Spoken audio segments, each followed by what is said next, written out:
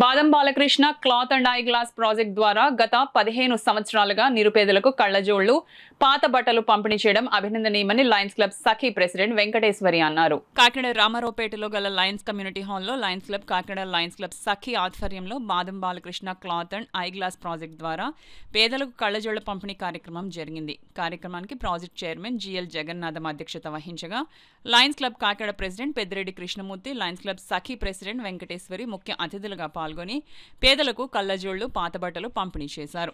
ఈ సందర్భంగా సఖీ ప్రెసిడెంట్ వెంకటేశ్వరి మీడియాతో మాట్లాడారు.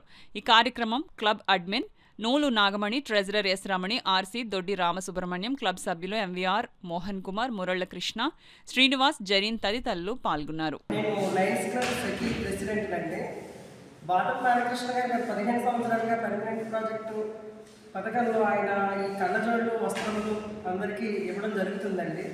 అందులో భాగంగానే ఈరోజు మేము మా కాకినాడ లయన్స్ క్లబ్ సఖీ తరఫున ఇక్కడ ఇవ్వడానికి రావడం జరిగిందండి. ఇంత బాగా సర్వీస్ చేస్తున్న బాదం బాలకృష్ణ గారికి ధన్యవాదాలు తెలుపుకుంటున్నాను. ఇక్కడ వచ్చిన పెద్దలందరికీ కూడా మా కృతజ్ఞతలు తెలుపుకుంటామండి.